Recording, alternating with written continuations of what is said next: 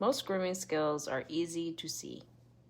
Technique shows up in how clean a line is, how smooth a transition looks, how fast someone can work. Those things are obvious. Judgment isn't. Judgment shows up in what someone doesn't do, the moments they slow down, the times they change the plan, the decision to stop when finishing is still possible. But because judgment is quieter, it is much harder to teach. New groomers learn technique quickly because it's visible. They can watch a hand position, a scissor pattern, a clipper angle. But judgment gets learned differently. It gets learned by watching what experienced groomers protect, what they're willing to push through, what they refuse to rush, what they treat as non-negotiable. If judgment isn't spoken out loud, it often gets replaced with assumptions.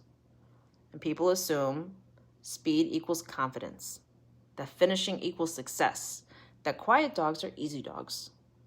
And those assumptions travel fast.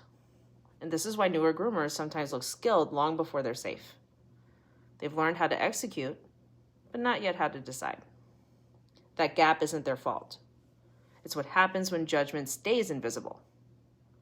Experienced groomers don't need to explain every decision, but naming why you're slowing down, stopping early, or changing course turns an invisible skill into something others can learn.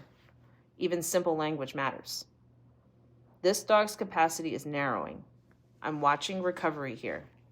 This part costs more than it looks like. That kind of language teaches judgment without control. It shows that professionalism isn't just about how much you can do, but how thoughtfully you decide what not to do. When judgment is modeled clearly, newer groomers don't have to learn it the hard way. They don't have to burn themselves out to feel competent.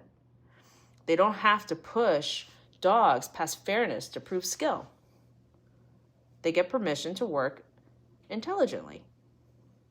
Skill gets attention, judgment gets passed down. And when we take the time to make judgment visible, we don't just train better groomers. We build a safer culture. And that's the work that doesn't show.